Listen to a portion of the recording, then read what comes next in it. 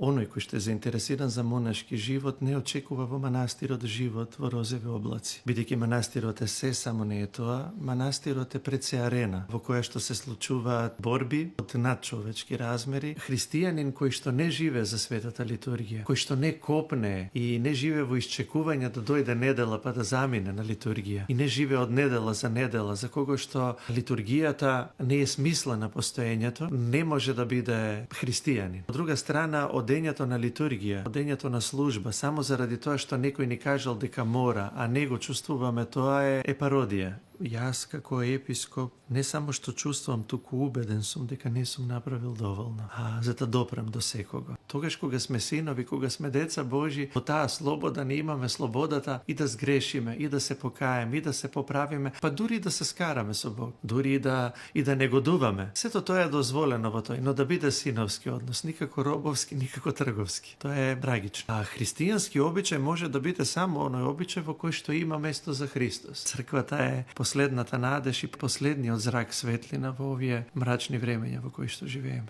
Ние не работиме во недела, не работиме на празници, апсолутно ништо не ни користи. Едноставно, цел ден да ни помине, ништо да не правиме ако не сме отишле на литургијата на црквата и не сме се причестиле. Сме го огорчили, сме го ожалостиле Бог. Добре дојдовте. Во неформално насител подкаст, овој пат разговараме за љубовта кон црквата, за вербата во Бога, а многу повеќе за тоа да научиме како се сака црквата и како правилно се верува во Бога, ќе ни помогне викарниот епископ Стобиски, господин Јаков. Отец Јаков, добре дојдовте во студиото на Сител подкаст.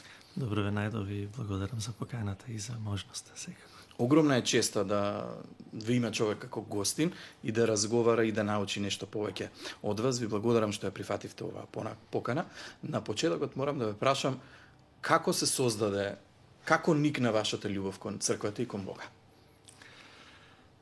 Па, нема строго детерминиран некој момент во мојот живот на кој што можам да се сетам пресуден, бидејќи сум израснат во семејство каде што никогаш не се поставувала дилема, ниту се воделе дискусии дали постои Бог, а дали не постои Бог, туку секогаш се сакал Бог, се почитувала црквата, некој знае како, во голема мера, веројатно како и повеќето семејства традиционални христијански во нашата држава, но мојата потрага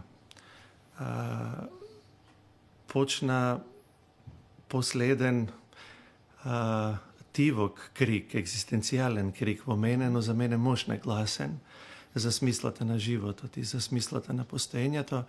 И верувам, убеден сум, еви после толку години, дека кај секој млад човек, кој што е, како да кажам, на самиот праг на животот, кој што пред кој што се отвара хоризонтот на животот, не може да не си го постави тоа прашање: зошто живеам, зошто постојам, која е смислата на моето постоење. Неизбежно е тоа тука соочувањето со минливоста, со абсурдот на смртта. Затоа реков, тој мој екзистенцијален крик.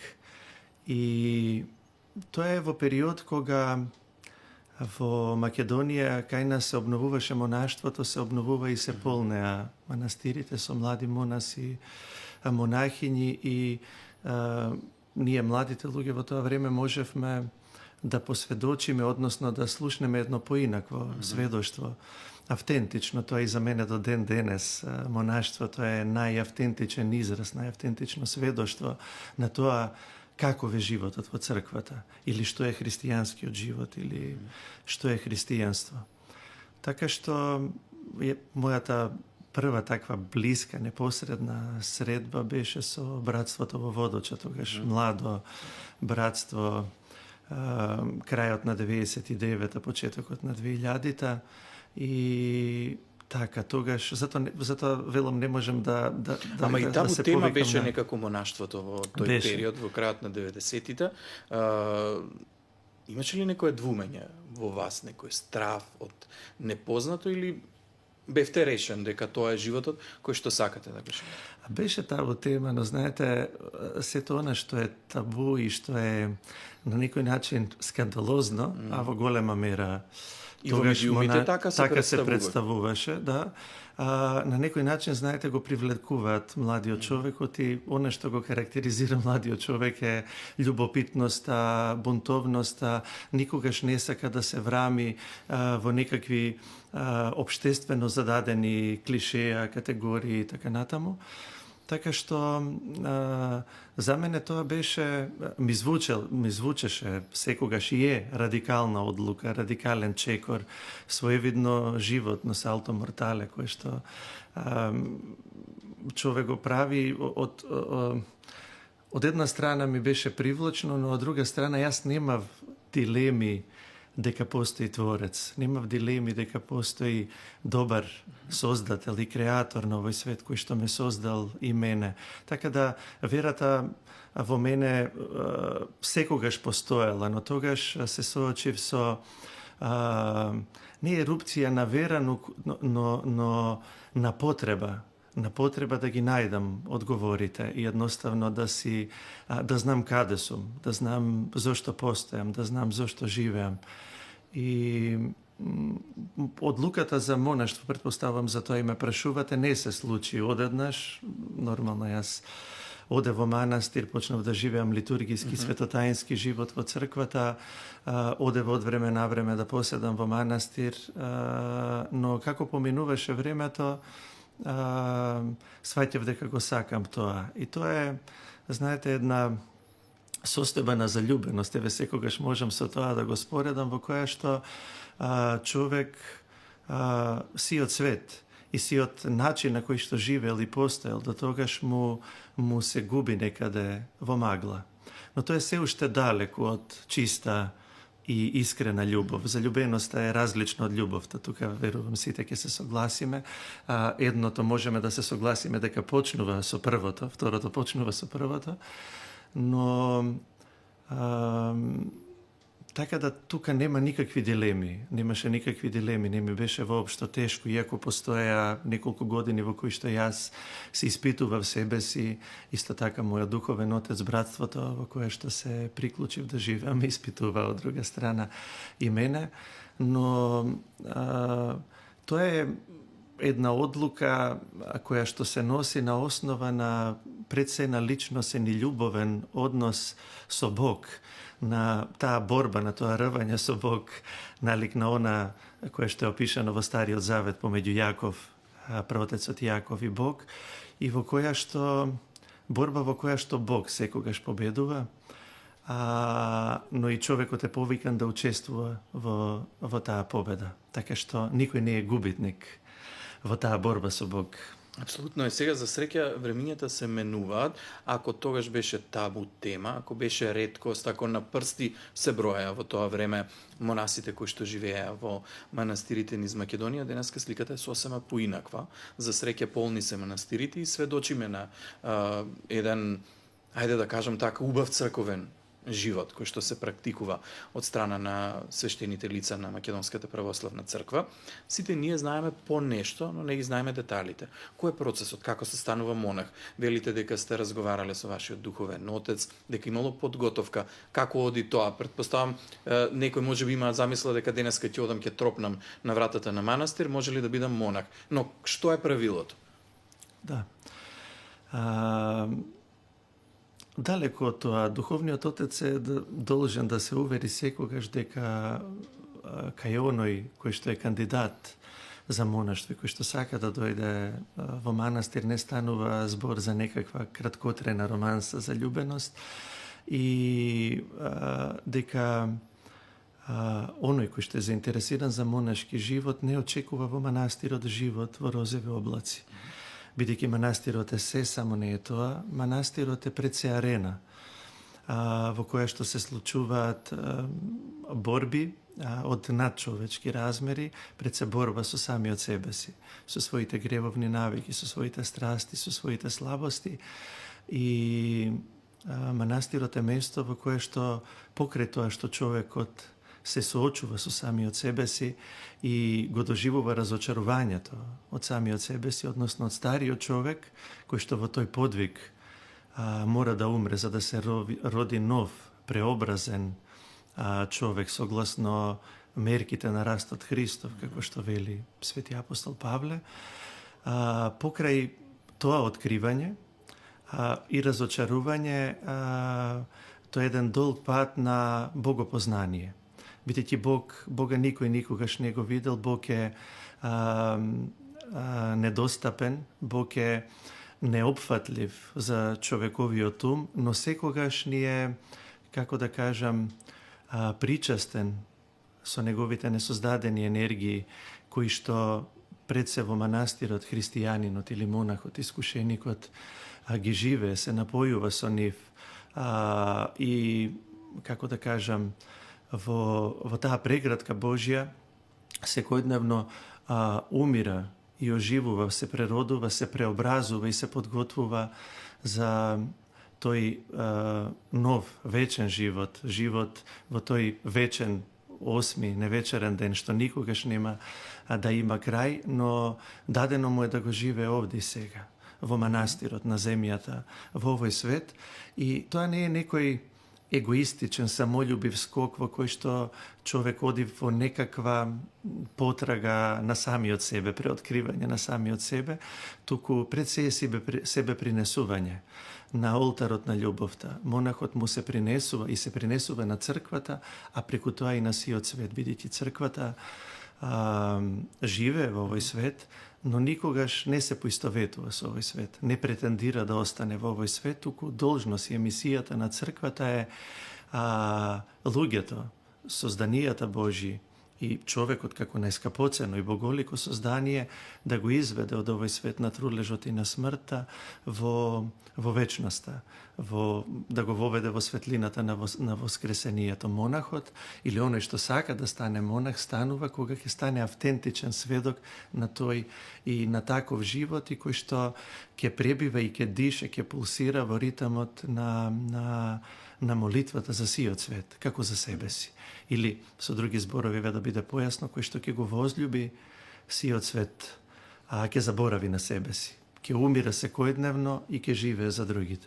Има ли временски рок таа постапка за монашување? Секако. Има период во кој што човек обично сака да кажат во кој што период во кој што манастирот и управата на манастирот го испитуваат искушеникот, дали треба да остане во манастир или не, но мислам дека тоа е пред се период во кој што кандидатот за монах се испитува самиот себе си, бидејќи станува збор за животна одлука, дали сака да живее така, или подобро кажано не да умре за светот, да умре за самиот себе си. Оти рековме, монаштвото е манастирскиот живот е гроб за своевиден гроб за нашиот егоизам, за нашето самолюбие, за нашата гордост, затоа еден од трите завети кои што ги полага монахот е послушание, апсолутно одрекување од својата волја, како подвиг во кој што очекува и сака пред се и ја бара да му се открие божествената волја и ја предпочита секогаш волјата на другиот пред својата собствена. И тој период може да трае согласно древните монашки правила и каноните на црквата од 6 месеци до 3 години. И во тој временски интервал се случува замонашување, нормално во договор помеѓу духовниот отец старецот на манастирот, на братството, на сестринството и искушеникот.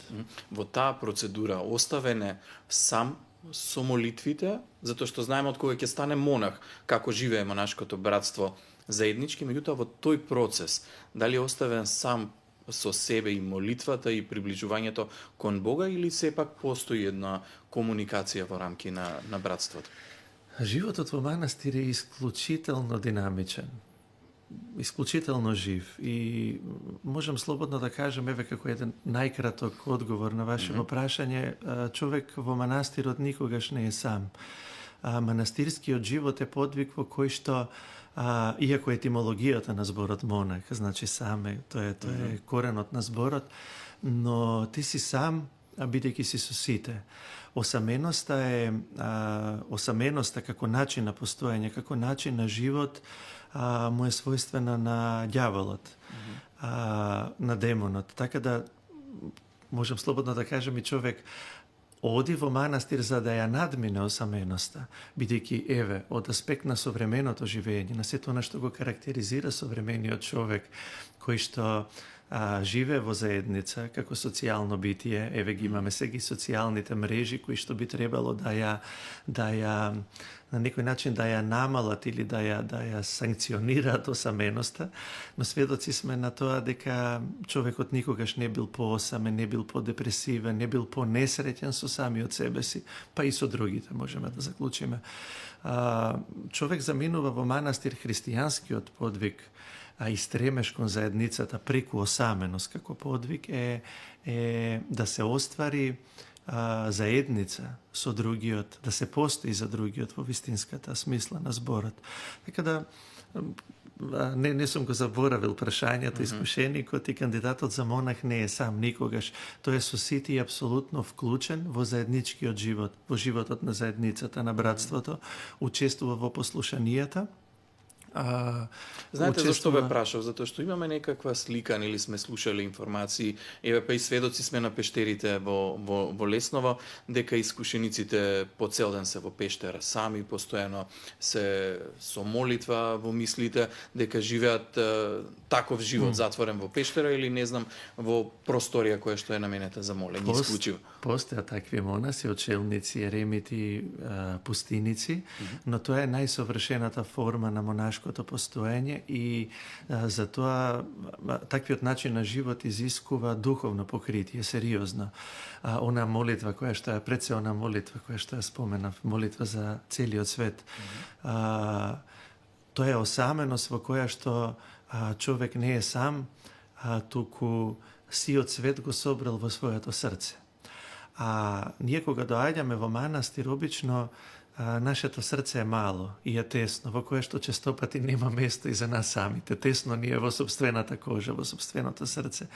И монахот, односно кандидатот за монах кој што доаѓа во манастир, треба да си освести дека манастирот е своевидна болница во која што тој треба да се исцели. Но пред да следи сето тоа и таа одлука на крајот, мора човек да стекне длабоко самопознание. Мора да свати дека боледува од високо мислење за себе си, од самолюбие и дека е љубен и дека заедницата, постоењето во заедницата, во братството, а потоа и во црквата, како една космичка димензија на заедницата, ќе го исцели од егоизмот и осаменоста и од демоноподобен, бидејќи рековме дека ѓаволот е вечен осаменик, ќе го направи богоподобен. Оти нашиот Бог е заедница на три ипостаси, на три личности, не е осамен Бог. И токму заради тоа, заедницата е единствениот начин, благословен начин на постоење од црквата. И монаштвото како заедница, тука не постои осаменост. И тоа е обично крајот овој начин на живот во пештерите и во пустините што го споменавте е начин кој што им е својствен на обожените личности, на светите личности, на личности кои што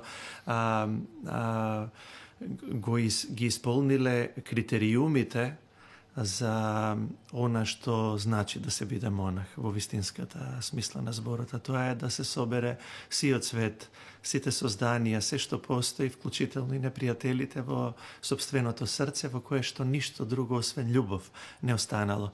И ние нашето постоење, постоењето на овој свет го должиме токму на постоењето на такви обожени и свети личности кои што живеат далеко и најчесто скромно и сокриени од очите на светот. И дали постојат или не е дилема воопшто. Тоа што постоиме и што постои светот е сигурен знак дека постои. Ама и сме имали примери во нашата црква и тоа сме имали и примери на кои што дури имаме и живи сведоци.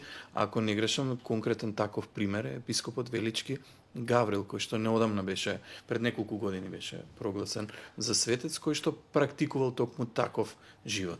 Така, затоа и свет, но историски гледано, монашкиот живот, монаштвото на овие простори, еремитскиот, пештерскиот живот, особено Охридското крајбрежје, бреговите од онаа страна, од кај Радошта, од кај Струга, од кај Заум, на кај Свети Наум, кога одите, па и на Преспанско езеро, Лесново го споменавте, во близина на манастирот во Старо Нагоричине, посветен на Свети Георги, познато е дека во блиската пештера се подвизувал преподобниот отец Прохор Пчински.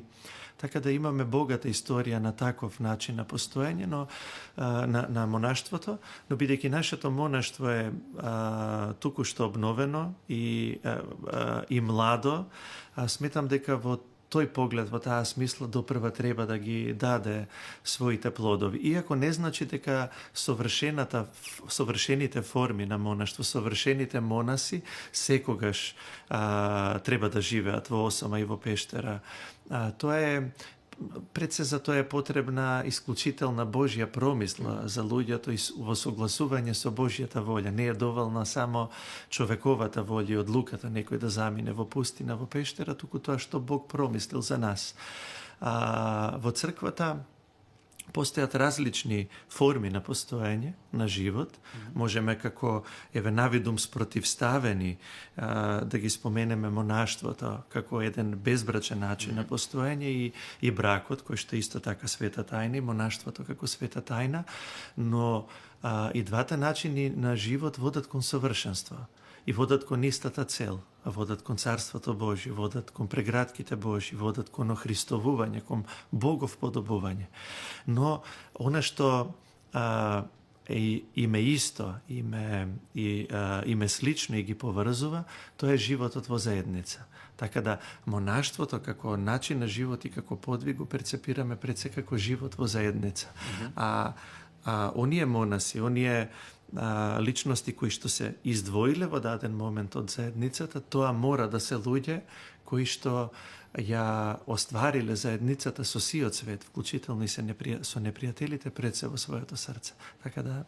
Да, ни направив тугава компарација. Отец Јаков, морам да ве прашам од кој ќе помине тој период, 6 месеци до 3 години во кој што велите дека еден искушеник поминува во процесот од искушеник до постанување на монах, потоа станува дел од монашкото братство. Како функционира едно монашко братство? Манастирите имаат своји типици, свој правилник на живење. Различни се? Да, има слобода секој манастир да го уреди својот живот онака како што настојателот, настојателот, духовниот отец, старецот, игуменот, но во договор со братството и со поискусните членови на братството. И обично типиците според кои што живее една заедница се дефинираат кога ќе се основа еден манастир и после тоа се живее согласно тој типик. Типиците не се менуваат, може да се во согласат, може да се снисходи на потребите моментални на не толку на братството и на заедницата, туку да се снисходи на секој член на братството, тоа го прави и игуменот. Не е типико догма. Затоа во минеите, во богослужбените книги кои што ги користиме, за богослужбениот типик, правилник на кој што ќе се отслужи вечерна или утрена служба, често пати стои како што се нуди образецот како ќе се служи, но на крајот се вели како што ќе благослови настојателот. Така да нема некоја нема догматски третман, не е догма типикот. Но има еден образец на типици според кој што се востановени првите заедници, првите лаври, првите општежитија и горе-долу типиците на современите манастири не отстапуваат од тие древни типици. Најчесто се станува во 5 наутро, тој богослужбен циклус со полуноќница, часовите, утрена литургија, потоа се послушанија, трпезата е заедничка, има една или две трпези во текот на денот, вечерна служба, по вечери е последната служба. Разликите се во деталите, но ја имаат слободата манастирите, заедниците да си во согласат свој типик според кој што ќе живеат. Типикот е форма, односно не е суштината. Формата треба да не води кон суштината, бидејќи имаме, секој од нас е автентична и неповторлива личност, и убаво е што постојат различно уредени манастири со различни типици, за да секој може да си го најде местото каде што би сакал да монахува, каде што би се препознал себе си, би се пронашол себе си. Многу убаво го објаснивте ова, отец Јаков. Сега споменавте дел од, ајде да кажам, титулите кои што функционираат во рамки на манастирите. Меѓутоа, деновиве е некако многу популарно со изборот на поглавар на Римокатоличката црква да слушаме како се движи патот до тоа да се биде поглавар на една црква. Многумина од нас не знаат каков е патот во Македонската православна црква. Може ли да им објасниме на гледачите и на верниците? Предпоставам дека има разлики. Еден е патот монашки да се влезе во црквата, меѓутоа има и друг пат преку факултетот или средното училиште за богословие. Да. Го разбирам прашањето. Оној технички дел, секако постои концепт и постои критериум согласно кој некој може да стане епископ. Секако високото образование е едно од нив. Епископи се бираат исклучиво од редот на монасите. Поглаварот на црквите, на сите помесни православни цркви, поглаварите се бираат од редот на надлежните архиереи, митрополити и епископи на една помесна црква и ги бира архиерејскиот собор, односно соборот на архиереи.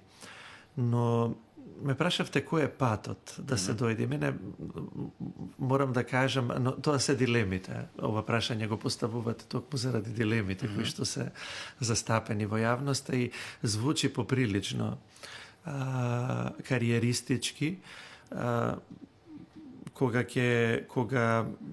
начин на кој некој станува епископ или поглавар, кога ќе го спротивставиме, а не можете да го спротивставите на сето она што го рековме за монашкиот етос, за тоа што значи да се биде монах, што представува монаштвото за црквата. Од друга страна, веќе рековме дека епископите ги бираме исклучиво од редот на монасите. И би рекол дека нема момент во кој што епископот престанува да биде монах за да би бил епископ, согласно монашкиот етос. Само ќе ве прекинам за да биде појасно за сите да не го изгубиме патот.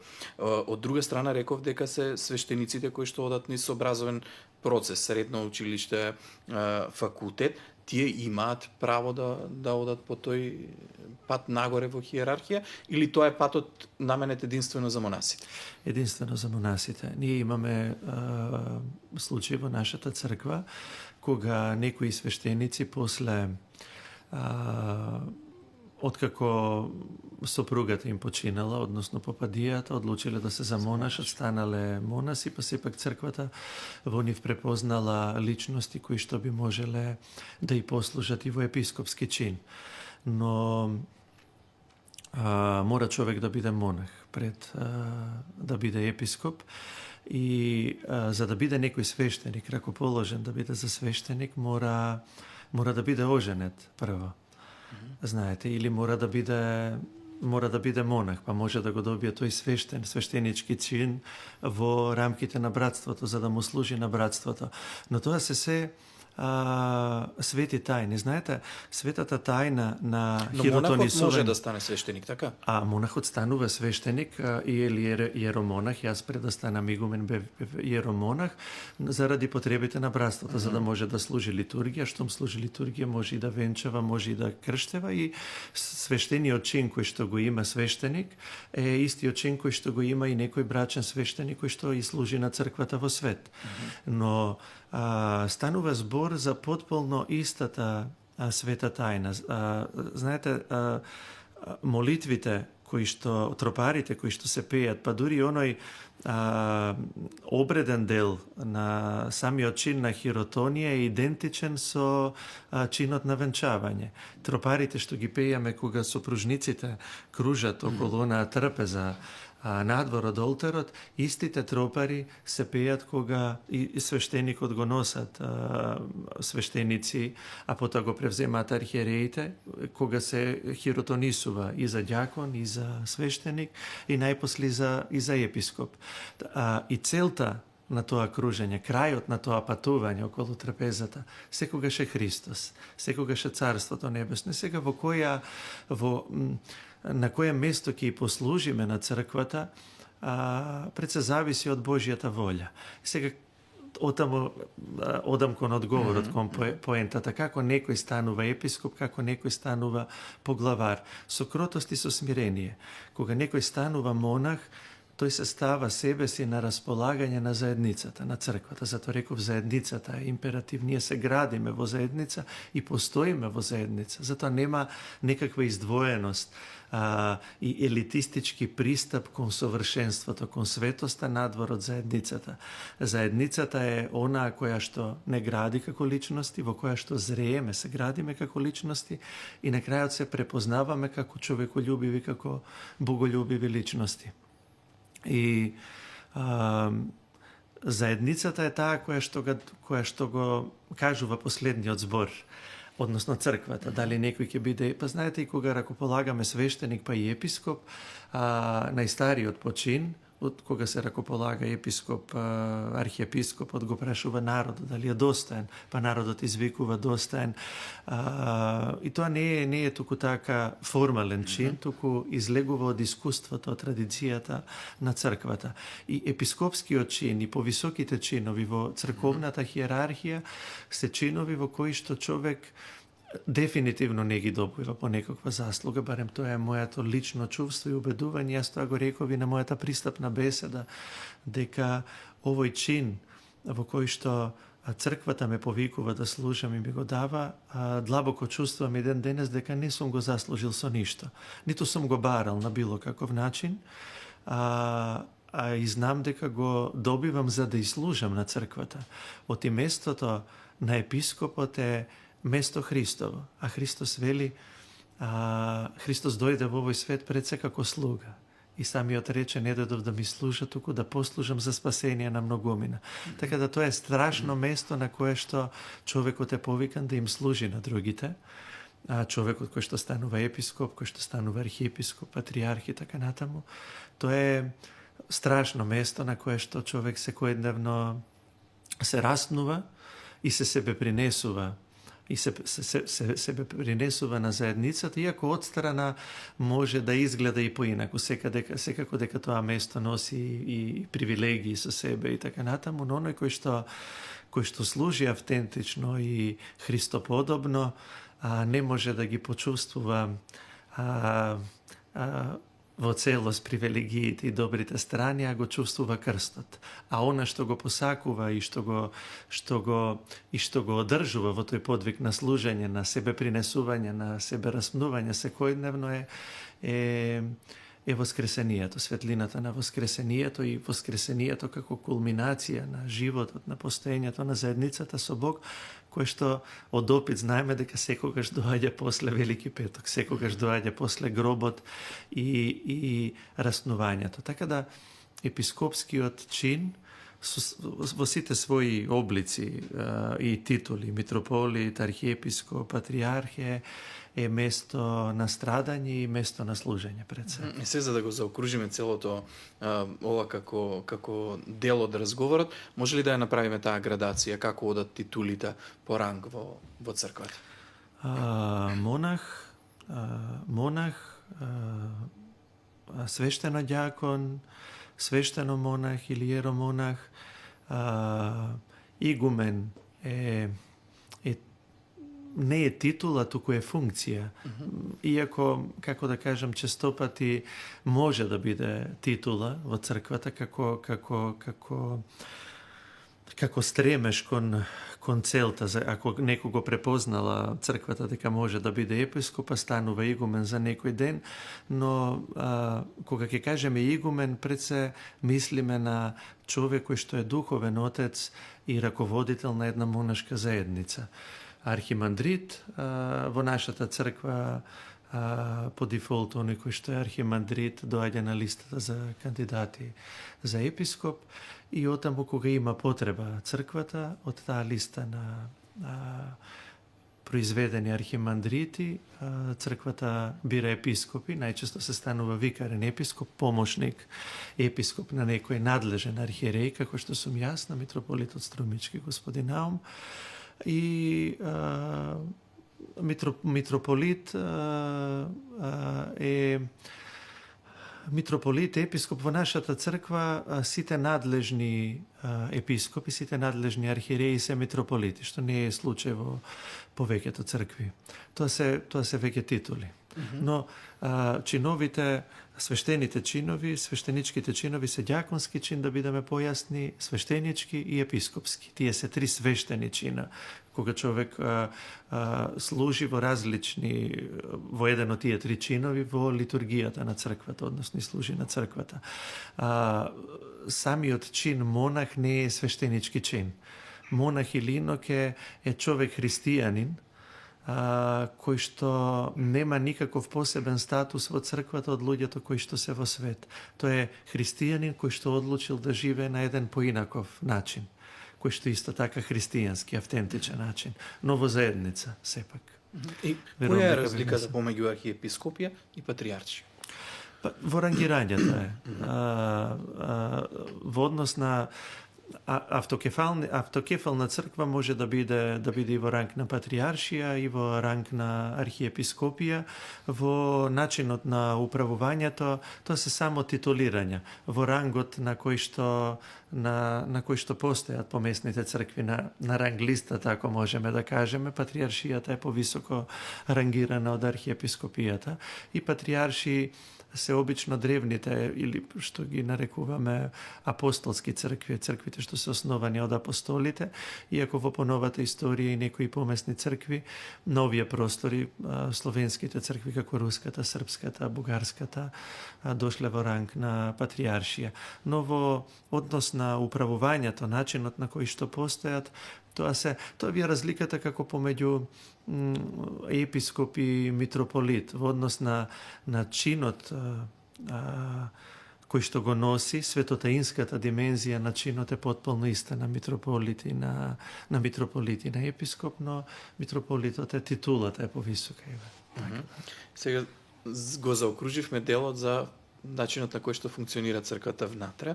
Рековте кога се ракоположи и присутните во црквата верниците даваат одговор дали е достоен. Меѓутоа, од друга страна, ако тие даваат одговор дали некој е достоен, што значи да се биде достоен верник, да се биде достоена од другата страна? Во суштина, никој за ништо во црквата не е достоен, заради тоа што се што имаме ни е дар. Како што реков, и епископскиот чин кој што го носам, за кој што веќе реков дека не чувствувам лично јас дека сум достоен, заради тоа што никој не може да дорасне да стои на место и во обличе Христово. Но тие дарови ни се даваат согласно милоста Божја, согласно љубовта Божја која што ги покрива сите наши недостатоци, сите наши слабости. Така и за верниците кои што се царско свештенство, на кои што еве една обратна перспектива. Епископот кога служи на светата литургија, во оној миг кога почнува архиерејската литургија, тоа е кога епископот влегува во олтарот и пее "Придете да се поклониме и да припаднеме кон Христа", и потоа и тогаш влегува во олтарот, но веднаш излегува со кадилница и го кади верниот народ. Но го кади како слуга, го кади како царско свештенство, дека тоа се луѓе кои што се од царски род, од царски происход. И епископот стоејќи на литургиското собрание на место и во обличе Христово и Христос кој што доаѓа да служи, на тоа собрание се пројавува како слуга. Така да во таа му служи на верниот народ и му се принесува на верниот народ, му се раздава како храна.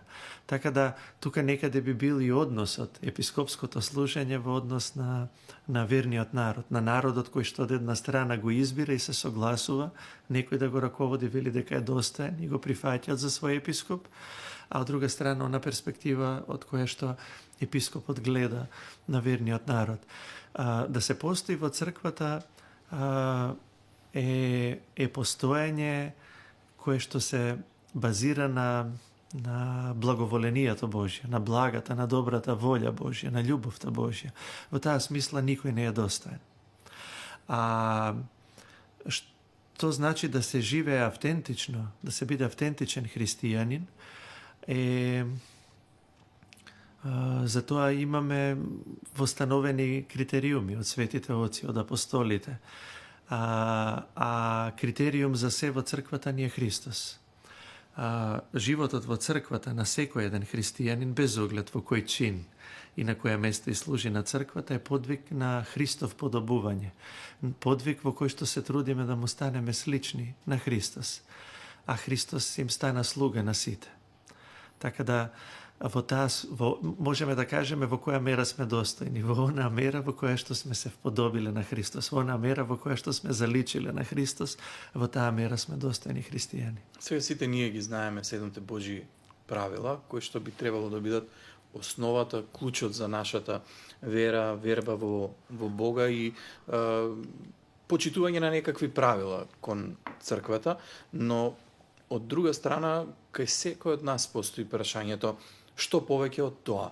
Дали наутро кога ќе се разбудам треба да кажам молитва, дали пред спиење треба да кажам молитва, дали се еднаш неделно треба да одам во црква, дали треба да запалам една, дали 3, дали 5 свеќи. Какви се тука правилата?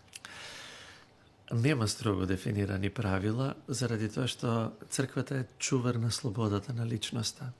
И во црквата човек ја открива својата слобода и се ослободува од страстите, се ослободува од тоа да биде роб на злото, да биде роб на гревот. Но како и во се друго, ние кога се раѓаме во овој живот сме крајно безпомошни и неуки. И потребни ни се родителите, за да не заштитат од се што може да ни напакости, кога сме немоќни, кога сме слаби, неискусни, да не подготват за да се справиме со сите предизвици на животот, за да научиме да одиме, да научиме да чекориме, да научиме да не допираме што е опасно, што може да не изгори, да не боцне и така натаму.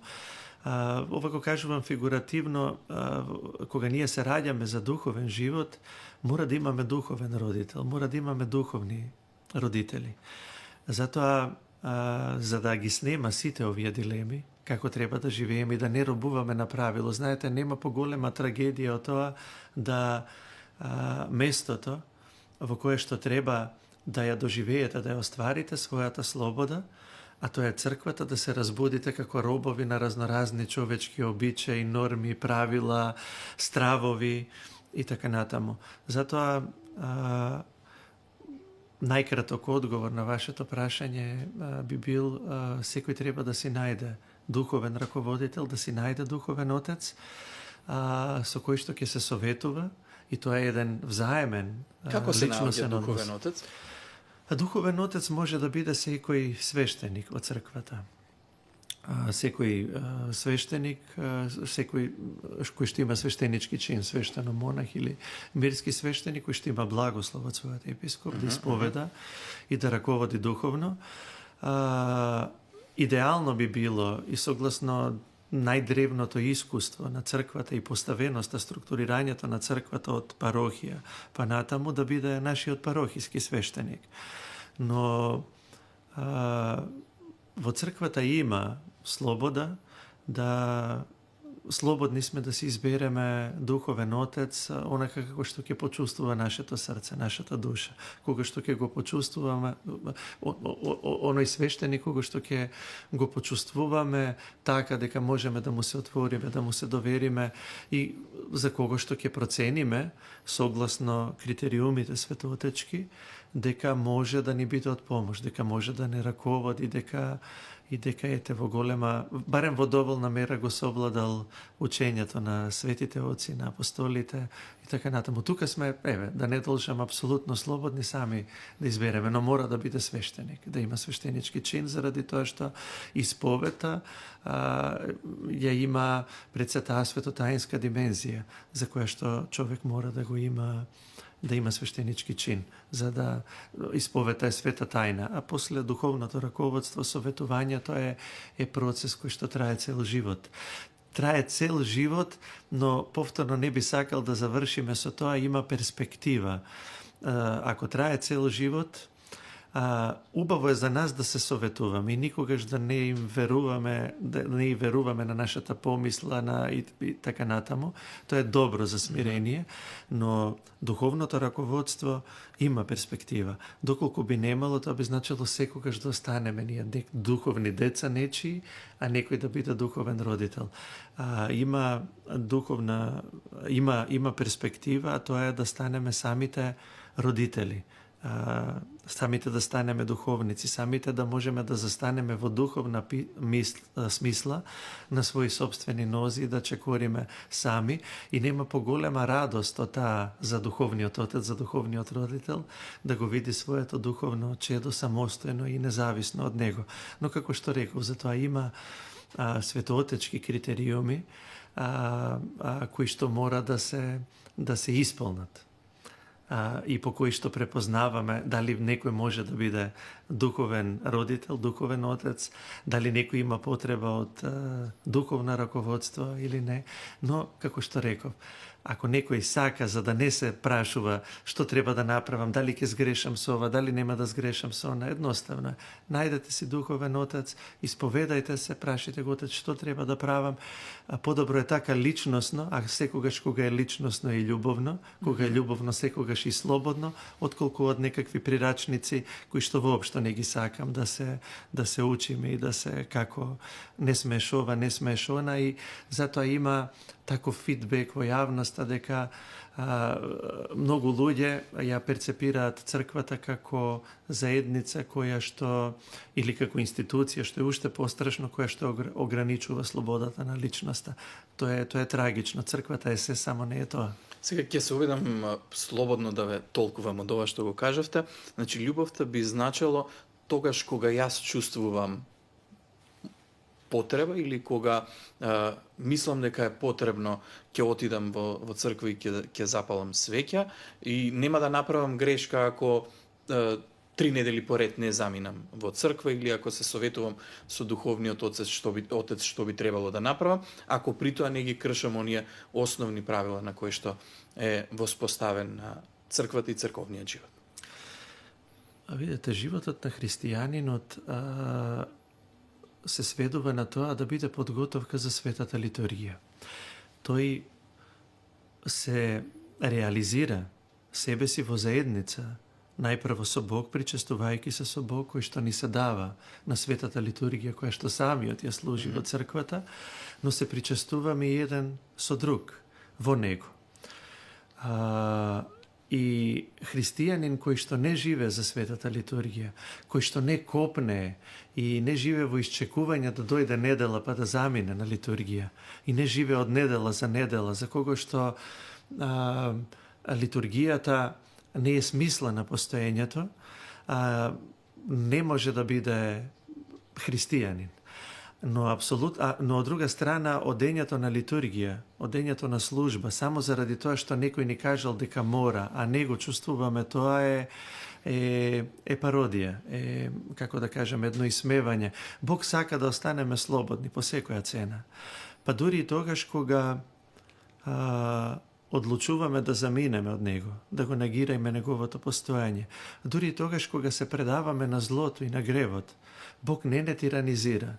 не влече и не приведува насилно, како во приказната за блудниот син евангелска, каде што отецот на вториот син кој што го побарал својот имот и заминал во далечна земја каде што го потрошил и раздал се, каде што се упропастил, гледаме дека неговиот татко се движел по границите на имотот, не преминувајќи ја црвената линија со која што би ја нарушил слободата на своето дете.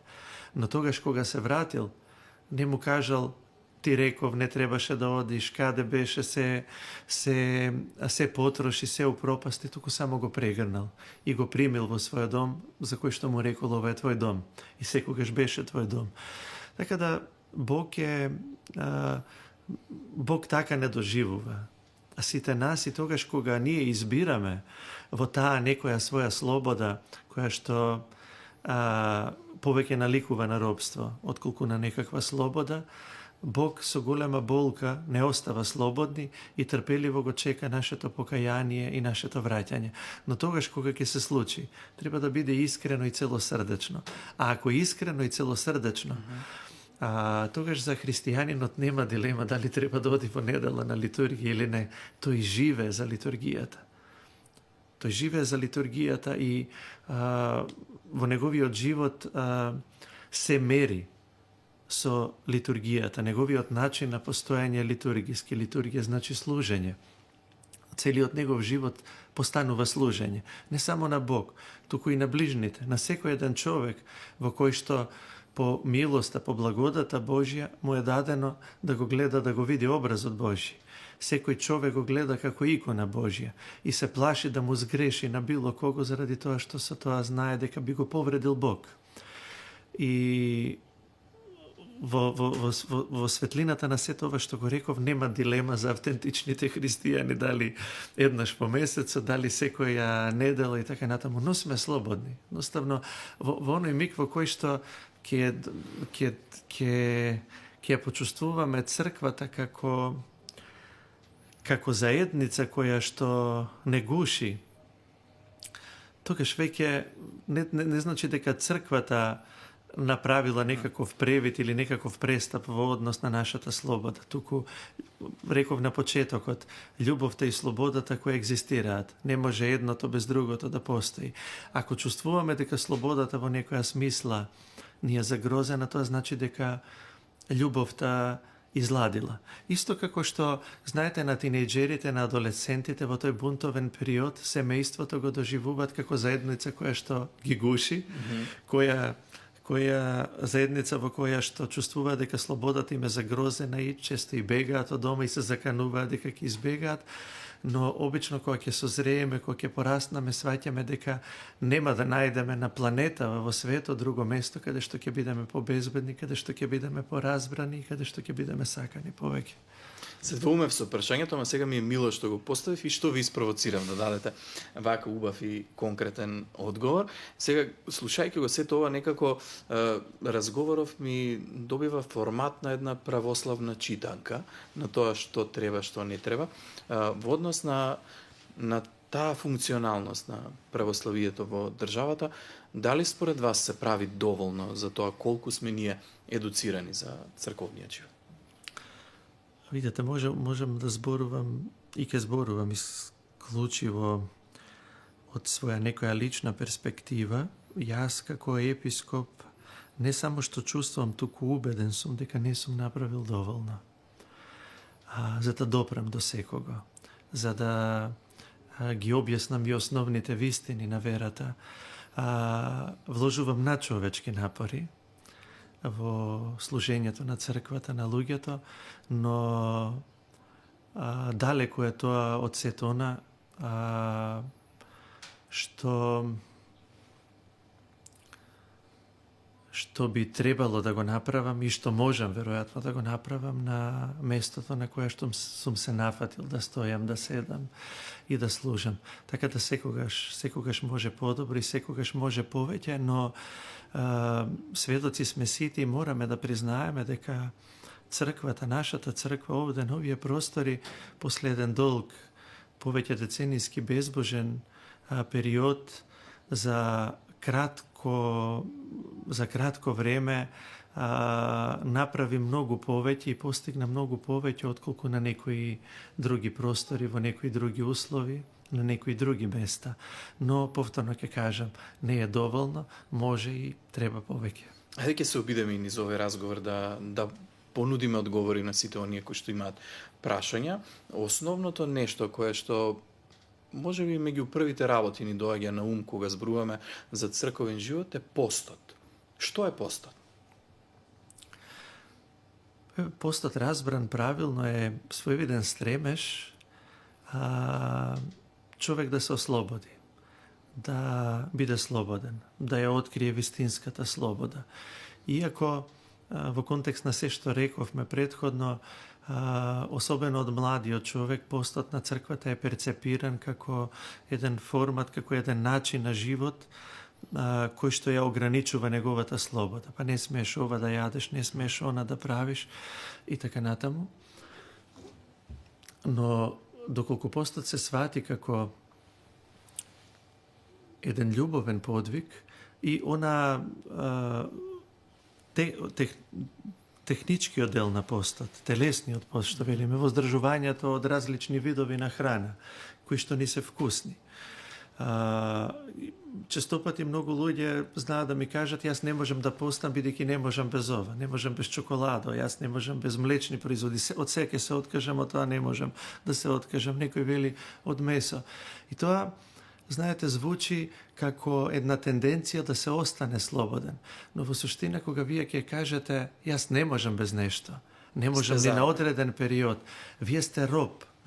Во оној миг во кој што ќе речете јас можам или извесен период колку и да го сакам, тоа јас можам, ништо не владее над мене, тогаш ја откривате својата слобода на она најниско ниво, иако не е смислата на телесниот пост, зашто црквата го востановила и искуството христијанско, уште од апостолско време, не е тоа, да ние водиме инат на нештата кои што не заробуваат и да велиме слободни сме, можеме извесен период без тоа, туку волјата како сила на душата, која што е клучна во нашата борба против гревот и против злото, најпрво во нас самите, пред се во нас самите, не надвор од нас, оти оној кој што не го победил злото во себе, не може да извојува победа ни надвор од себе. И ако вашата волја е раслабена во таа мера да вие кажете не можам јас без алкохол, не можам без цигари, кои што малте не има еден куп студии кои што докажуваат и дека го урнисуваат нашето здравје, но не можам без без некои категории на храна кои што сами по себе не се грев. Ние не постиме и не се воздржуваме од одредени видови на храна заради тоа што тоа е грешно да се јаде. Оти ако нешто е грев во периодот на постот, би било грев и надвор од постот. Нема разрешување од грев никогаш. Но токму заради тоа, за да ја челичиме нашата волја, оти, знаете како оние макети кои што ги користат војнициве кога тренираат, кога вежбаат, боксерскиве вреќи, макетиве за пукање и така натаму, тоа не се реални непријатели. Но резултатите кои што ќе ги постигнат на тие вежби со замислени некои непријатели, тие би требало личноста да ја оспособат за реална и за вистинска борба. И обично неуспехот кој што би се доживел во тренинг камповите, тој ќе резултира со неуспехи во рингот, во различни боречки вештини секаде. Ако ние не можеме да му кажеме на едно чоколадо или на парче месо не за 40 дена, за 2 недели, тогаш што би се случило со истата таа волја треба да му кажеме не на демонот или на една понуда за грев со која што би се повредиле себе си, би го повредиле нашиот сопруг, нашата сопруга, би го повредиле братот свој, сестрата своја и така натаму. Токму со истата волја, ние немаме друга волја. Волјата како сила на душата е истата волја што треба да ја употребите за овие навидум беззначајни борби, за кои што велиме јас не можам и се откажуваме веднаш, и во реална духовна борба. Затоа духовниот и телесниот пост се секогаш испреплетени. Телесниот пост, воздржувањето од храна, никогаш акцентот во црквата не го ставаме на тоа. Постои еден образец, еден концепт до кој што можеме да се држиме, но духовните оци духовните раководители го имаат тоа овластување, таа слобода од црквата на секого посебно да му снисходат и да го ублажа тој пост. Но од духовниот пост никој не може да не разреши. Но некој што вели дека не може да пости телесно, со духовниот пост е завршено, не е под знак прашање, го нема. Ме разбирате? Затоа Но од друга страна постои една дилема во јавноста и често пати сум ја слушал помеѓу граѓаните, дали е некој поголем верник ако пости, а при тоа не ги почитува родителите, има лоши односи на работа, не ги почитува основните правила на црквата, дали е тој поголем верник од оној кој што не пости, а духовно живее многу поцрковен живот? Не, апсолутно не. Ако телесниот пост и тој строг начин на хранење, да го наречеме така, не е некој императив во поглед на сето она што значи пост. Тогаш веганите би биле најдобри христијани, иако, како да кажам, помеѓу нив има и луѓе кои што се атеисти, кои што се антитеисти, така натаму имаме и христијани кои што се исто така, но самиот начин на живот или имаме во некои далекоисточни системи религиозни, имаме такви форми на постење, на воздржување во храна, од храна, кои што оддалеку ги надминуваат најстрогите форми на пост во православната црква. Но не можеме тие луѓе да ги наречеме христијани. Христијанскиот идентитет наш не го детерминира.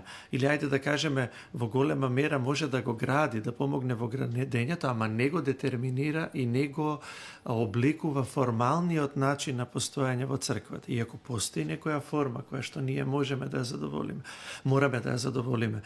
Не може некој кој што не ги запазува постите во среда и во петок и великите пости да се причестува редовно на секоја света литургија. Тоа не значи дека црквата нема да му дозволи преку духовниот отец кој што го раководи. Еве, например, бремените жени или жените кои што дојат, духовниот отец може да ги ослободи целосно од постот, а да се причестуваат на секоја света литургија. Но тоа не ги ослободува ниту од молитвеното правило, од подвигот на љубовта, од тоа да се биде подобар човек, од тоа да се прости, од тоа да се скротиш и да се смириш и да се откажеш од својата волја наспроти волјата на ближниот и така натаму. Така да, тој пост е главен предуслов за да некој биде наречен христијанин. Формата треба да не доведе до суштината, до суштиот Бог. Тоа е нашата цел. Да се остане само во формата, да се промаши суштината, ви илустриравте еден таков пример, да задоволувате форма, од друга страна да представувате се што му е спротивно на евангелскиот начин на живење и на постоење е начин на живот со кој што му се исмеевате на христијанството и на христијанскиот начин на постоење.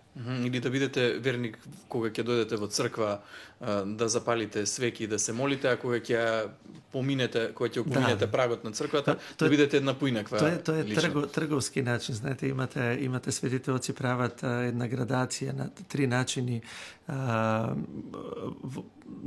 квалитативно што го детерминираат или го објаснуваат нашиот однос со Бог, тоа е робовски, во кој што се плашите и Бог го доживувате како некаков диктатор и некаков моќен владетел од небото, на кој што се трудите да не му сгрешите заради тоа што ќе ве казни и се што правите се базира на тој робовски однос што робот го има кон својот господар. Тоа нема ништо со христијанството, може да биде некаква извитоперена, груба форма во која што можете да поставите добар почеток ако има кој да ве посоветува и да ве насочи. Но тука да се остане е страшно опасно и погубно.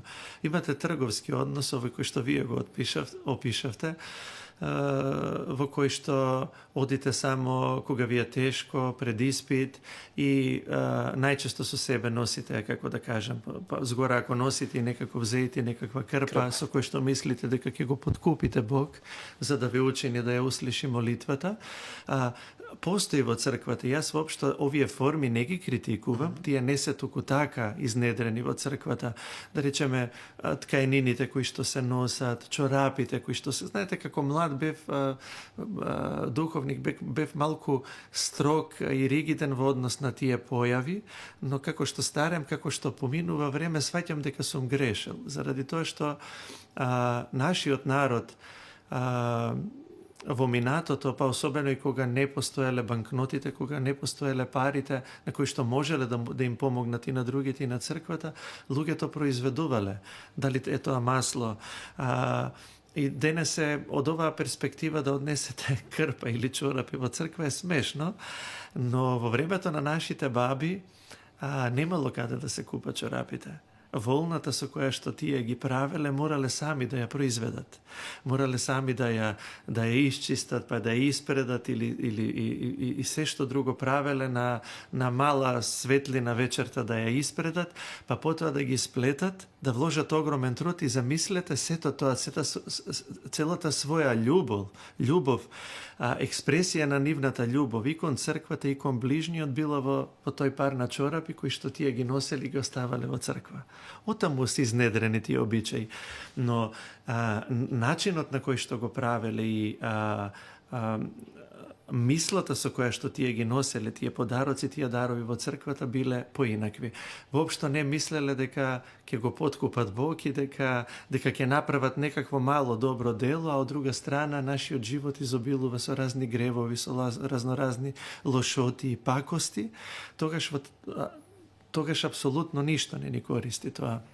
Мораме да се држиме до суштината и сметам дека тоа е главната задача на нас, на свештениците, на духовниците, на клирот, на црквата, да ги насочиме луѓето кон таа трета форма и вистинската начин на постојање во црквата, која што не е тој трговски однос, туку синовски однос. Да бидеме синови, да бидеме деца Божи, да правиме се од љубов, заради тоа што го љубиме Бог и заради тоа што сме познале и сме дознале пред се во литургијата, во литургискиот живот на црквата, дека Бог не љуби по секоја цена, дека Бог умрел за нас и дека ние сме најскапоценото нешто од сиот овој свет, од сиот космос во Божите очи. Само да го љубиме Бог и да постоиме во црквата на таков синовски начин, а тогаш кога сме синови, кога сме деца Божи, во таа слобода не имаме слободата и да сгрешиме, и да се покаеме, и да се поправиме, па дури да се скараме со Бог. Дури и да негодуваме. Сето тоа е дозволено во тој, но да биде синовски однос, никако робовски, никако трговски. Тоа е трагично. Многу убаво звучи сето ова слушнато од вас. Ќе се обидам да одговориме на уште едно многу често поставувано прашање меѓу сите нас. Имаме верски календар, вообичаено по него следиме кога треба да работиме, кога не треба да работиме и најчесто во дилема сме кога ќе дојде некој голем празник. Што значи да не се работи на празник? Многуми на тоа го поврзуваат со вклучување или не вклучување на апаратите под дома. Смее ли да работи машина, не смее да работи машина, смееме ли да вклучиме бољар, не смееме да вклучиме... Што подразбира функционирање на празник? Гледате што се породува робовскиот однос и се гради, се негува, се создава и се пишува една теологија на стравот, која што се шири на социјалните мрежи. Еве гледам некои медиуми, за жал, својата читаност и кликовите на својата страна со такви спектакуларни наслови. Што може, ова не смеете да го правите никако и така натаму. Знаете, теологијата на стравот под наводници е несвојствена на црквата, заради тоа што Бог е љубов пред се. И реков, нема ништо страшно, толку страшно, што човек може да го направи. Нема ништо пострашно тоа да му свртите грб на Бог и да заминете во спротивна насока. Но љубовта Божја и слободата со која што не обдарил Бог, го дозволува и тоа. И Бог продолжува да не љуби. Продолжува да не љуби дури, ќе се осмелам да кажам, и многу повеќе од оние кои што останале, не му го свртеле грбот и не заминале. Тоа Христос го вели. Кој што вели дека наликува на пастир, кој што ги оставил 99 овци, кои што се послушни се тука во трлото и заминал да ја бара загубената овца. Или загубената драхма, ако сакате. Не може, или вели Бог, настанува таква радост на небото за само еден грешник кој што се кае. Тоа е најголемото чудо на кое што не остануваат имуни ни небесата. Така да во таа смисла не може да направиме ние нешто некаков престап, особено дали се пере, дали не се пере, дали се чисти, дали не се чисти. Тоа е едноставно смешно ми е и трагично ми е да дискутирам, но бидејќи е реален проблем, ја разбирам причината зашто го поставивте прашањето и добро е да зборуваме за ова. Ние не работиме во недела и не работиме на празници, но апсолутно ништо не ни користи. Едноставно, цел ден да ни помине, ништо да не правиме ако не сме отишле на литургијата на црквата и не сме се причестиле. Сме го огорчили, сме го ожалостиле Бог. Од друга страна, еве одговорно го тврдам ова, на најголемиот празник, ако заминете на литургија и се причестите, и целиот ден го поминате во работа, работејќи нешто и благодарејќи му на Бог, знаејќи дека постоите заради тоа што дека вашиот начин на постоење и животот исклучителен дар Божи, го чувствувате Бог во своето срце, во својата душа и целиот ден го поминате во богомислие. Небитно е, црквата пред се тие некои правила постојат во црквата за да луѓето во недела и на некој празник со изговор на некаква неодложна работа и дадат предност на доаѓањето во црква и на причестувањето. Едноставно тоа е несвојствено и неразбирливо за христијанскиот менталитет, особено од перспектива на првите христијански заедници во апостолско време, кога христијаните се собирале на едно место да прекршуваат леп, да служат литургија околу својот епископ. Па за време на прогоните, се до Миланскиот едикт, во рамките на Римската империја, еве во Рим, се собирале на гробовите, во катакомбите, иако честопати собирањето на таа литургија значело да се стани и да се оди наутро на литургија во втори, во трети век, почетокот на трети век, значело сосема многу голема веројатност да не се вратите веќе дома. И оделе, немало ништо неодлежно. Овие правила да не се работи е токму заради тоа. Но дека цел ден треба да помине, ние да не вклучиме, да не переме, да не чистиме, а не сме отишле во црква, не сме се помолиле, не сме се сетиле на Бог, или еве, да речеме, нема да работите ништо, нема да перите, нема да чистите, а сте се испокарале со цел влез во зграда.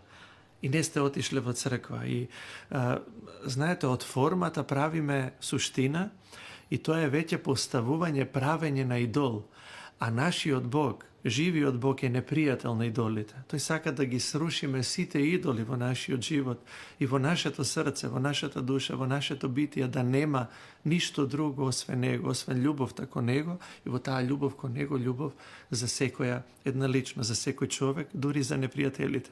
А ние гледате што правиме во овој начин на постоење, на почитување на тие правила, правиме идол од тие правилници кои што не можете да најдете, не постојат, ги нема во светоотечката литература, ги нема во... А згора на тоа ги подхрануваат и медиумите заради читаност. Денес и тоа се шири како зараза. Но нема никаква врска, допирна точка со автентичниот личносен однос во црквата, кој што секогаш се базира на љубов и на слобода. Таму кога ќе видите макар и мари примеси да мириса на загрозување на слободата, знајте дека нема христијанство. Верувам дека на многумина им помогнавме со овој одговор, посебно со овие наслови кои што ги споменавте, вообичаено ги пишуваат, ама не нудат одговор во текстовите. Отец Јаков, сакам да ве прашам во однос на сите ние како верници имаме икони дома. кое е правилото, како треба да се грижиме за иконите кои што ги имаме дома? Има ли одредено место каде што мора да стојат? Дали тоа треба да биде секогаш на источна страна? Како треба да се однесуваме према иконите на светите лица кои што ги имаме во нашите дома? Она што е најважно е предпочитаат луѓето, и тоа е традиција која што не велам дека е погрешна, да биде на исток. Но кога ќе се случи да немаме едноставно место во домот, и веднаш се појавува тој страв да не сгрешам и да ние некако повторно, ќе се вратам на тој робовски однос, мора да се држиме едноставно на логиката, секогаш да се повикаме и логички да размислуваме. Кога одиме во црква, нема зид на кој што нема фреска, на кој што нема икона. Така да и дома ние можеме да ставиме каде сакаме икона. Можете да ја ставите на исток. Може пред неја непрестано да свети кандело. Тоа апсолутно ништо не значи и никаква полза немате ако покрај таа икона поминувате секојдневно како и покрај сите други слики, графи и така натаму во домот што сте ги закачиле, што ви стојат во домот. Иконата треба да го оприсутни, да го иконизира присуството Божјо во нашиот живот. И тогаш кога стоиме простом на молитва. И секогаш, исто како што кога држиме портрети од драги личности, фотографии дома, тие ги оприсутнуваат и во нашите мисли кога ќе ја видиме. Вие не можете, ако имате икона од Пресвета Богородица, од Свети Никола или од било кој друг светител, ако поминете без тоа чувство дека тука е драга личност, дека е мајката Божја изобразена на таа икона. Не кажете Пресвета Богородице спасиме, Пресвета Богородице помогнеме. Немаме никаква полза од иконата. Па макар и било закачена на исток, можеме било каде. Тоа е одговорот. Било каде во нашиот дом, каде што ќе е соодветно место, но место каде што мора да има, знаете, почесно место во нашиот дом. Не можеме во некако вагол и така натаму, каде што не велам дека и треба тоа да го експонираме. Тоа треба да биде кадче каде што ние простум ќе можеме да застанеме, да се помолиме, но многу е поважно секогаш иконата да го иконизира живото присуство на Мајката Божја, на светите на црквата или на самиот Бог, не само во нашиот дом, не во таа соба каде што имаме икона, туку во нашиот живот. Тоа е на крајот на денот и целта на иконите, зашто постојат. Ние не ги обожуваме сликите и дрвото и боите, тогаш би били идолопоклоници. Туку прототипот кого што го иконизира, изобразениот лик на иконите кои што ги држиме во нашиот дом. Отец Јаков, сега во однос на овој робовски однос, последните години многу често слушаме што е пагански обичај, што не е пагански обичај. Знаете, едно време живеевме во услови во кои што за Бадник се палеа огнови, не само што се палеа, туку високи свештеници на црквата одеа на тие одбележувања, прослави, го осветуваа лепчето, ги вршеа сите работи кои што ги вршат во црквата, ги врши и надвор од црквата и дава некакво ајде го одоброволува тоа што се случува. Изминатите неколку години слушаме дека тоа не треба да биде така. Што се случи, што се смени, и тоа некако создава дилема кај граѓаните и кај верниците. Зошто ваков однос? Па, морам да кажам уште на почетокот, мене ми е исклучително драго што конечно нема такви испади и авантури од страна на некои представници на црквата. Црквата никогаш не е против добрите обичаи и добрите традиции. Црквата го има тоа искуство. И еве Свети Василий Велики, чисто празник е непосредно после Божиќ, ние во неговиот тропар пееме и тој се одликувал со таа способност пастирска, ја имал особено да христијанизира некои човечки обичаи и традиции кои што биле чисто пагански, но им дал христијанска димензија. И со тек на време црквата ги препознала како своји. Јас апсолутно не завземам ниту пак црквата, некој ригиден став во однос на нешто, но секогаш завземаме и секогаш строг став и секогаш сме исклучиви во однос на тоа, доколку видиме дека во некој чисто човечки обичај, па макар датирал од дамнешни времења, како што велат, еве, уште од паганско време, па некои добро познати апологети на бадникарските огнови велат, ние не сме христијани, од секогаш сме биле пагани пред да дојде свети апостол Павле. Тоа се историски факти. Никој не ги негира. Ниту пак ние немаме против оно што сака да ги нарекува стара традиција, древна традиција, бадникарските огнови. Јас сум категоричен и против тоа сум да се нарекуваат христијански обичаи. А христијански обичај може да биде само оној обичај во кој што има место за Христос.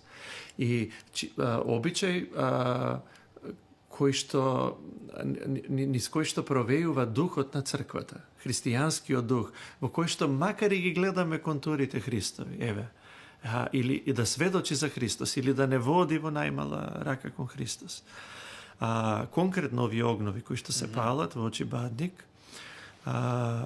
вие имате, јас честопати го пишува, ви го изјавувам тоа, имате најчесто атмосферата во која што се случува сето тоа е, имате гласна, најчесто шунт музика, имате огромни количини на алкохол, се печат колбаси во предвечеријата, уште постот не е завршен, се слушаат разноразни песни, велам со шунт и не само нехристијанска, туку антихристијанска содржина.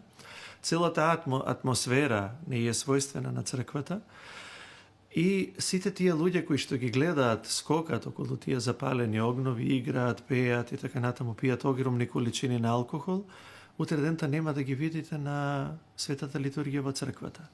А христијански се оние обичаи кои што не водат кон Христос. А Христос не ни се дава на огновите, на улиците, и така натаму. Може да биде присутен и таму, но ако сето тоа води и завршува исто како што и нашиот и монашкиот живот, знаете, тоа е живот како и сечи друг живот. Монасите се луѓе кои што јадат, пијат, спијат и така натаму, но архитектонскиот израз на манастирите го гледате. Тоа е околу соборната црква манастирска се поставени конаците. Тоа значи дека Христос е главната оска околу која што се движи се. И животот кој што се одвива околу црквата мора да биде христоцентричен. Така и нашите села и старите градови биле така дизајнирани да сите улички, немалите воделе кон поголемите, големата кон црквата. Затоа јас велам, сите тие настани што се случуваат околу огновите, кои што ги опишав, да не должам или да не се повторувам, не водат кон Христос, не водат кон светата литургија. И тоа се критериумите, тоа се параметрите по кои што црквата оценува дали некој обичај ќе го нарече христијански или нехристијански. Инаку нека си го нарекуваат древна традиција, дури и македонски обичај, слободно, но не христијански. И таму каде што нема место за Христос, нема место ни за црквата. Црквата нема ништо друго освен Христос, нема ништо да му понуди на овој свет освен Христос. И свештениците кога би отишле таму, јас сум подготвен да отидам на било кој од тие огнови, ако оние кои што се собрани таму се подготвени да го примат оној кого што го проповедам, оној кого што го сведочам, оној за кого што живеам. Ако нема место за него, нема место ни за мене. А таму нема место за Христос. И затоа конечно ми е драго што еве немаме веќе такви испади, такви авантури, такви екскурзии да гледаме свештени лица околу бадникарските огнови. Сега ми спровоциравте да прашам уште нешто. Вакви музики се случуваат и на кукините слави дома. Како гледате на овој момент? На начинот на кој што во домот се слави? Добро, со прашањево ми давате можност да се дообјаснам, за да не бидам разбран погрешно или изваден од контекст. Јас не сум ниту против играњето, против пеењето, против свирењето и тие радосни моменти во нашиот живот, како што се насите свадби, после венчавка е сосема логично да имаме свадба каде што оние кои што одлучиле сопружниците си од свој живот да го поминат заедно, ќе ги викнат сите луѓе што ги љубат, што им значат да се провеселат, да играат, да пеат заедно, па и Христос бил присутен на свадбата во Кана Галилејска, каде што се играло, се пиело, се пеело, па дури имаме сведоштви дека претерале со виното, каде што се случува тоа чудо со умножување на виното. Содржината и причината зошто сме се собрале, што воспеваме и што пееме, таму треба да биде раѓањето Христово. Но не е, бидејќи Божи се уште не е настапен. Кулминација и тогаш кога ние почнуваме, ние знаеме завршува постот, одиме на Божиќ во цркви, после се враќаме дома и тоа е радосен ден во кој што играме, пееме, се веселиме, одиме кај роднините, ги викаме кај нас, трпезите се обилни, бидејќи Христос се роди, нели? Или Христос воскресе. Но не предходниот ден. Домашните слави или имендени, или кој да е поводот, кога ние и тука можеме да позборуваме за обликот кој што би бил автентичен на празнување, на имендени, на слави, да речеме, еве, славиме именден, и го славиме, еве, Свети апостол Јаков, сме ги викнале роднините, пријателите, секи изгуби смисла и нема да биде тоа доколку не благословиме трпезата, доколку не прочитаме молитва. И ништо нема смисла што се случува по пладнето или вечерта, што ние сме подготвиле богата трпеза, ако утрото не сме биле на литургија и не сме се причестили, не сме го прославиле Свети Јаков или Свети Никола, кого што Бог го прославил, откако самите тие светители Бог го прославиле во својот живот. Абсурдно е да речеме славиме именден на Свети Никола, дома немаме икона на Свети Никола. Тогаш немаме христијански идентитет и воопшто настанот кој што го организираме дома идентитетски не е христијански. Или сме направиле богата трпеза дома и сме ги викнале оние кои што исто така нас може да не викнат, да не најадат и да не напијат, а во тој ден не сме се сетиле на оние кои што немаат да јадат и да пијат. И скришно, без да знае никој, макар мал дел од таа трпеза, не сме однеле некаде, каде што се хранат гладните, жедните и така натаму. Како што реков, во се треба да ја бараме суштината и во се треба да го бараме Христос. Таму каде што е Христос и каде што е христијанската љубов, сите тие обичаи и форми на христијанско славење, прославување, можеме да ги наречеме христијански.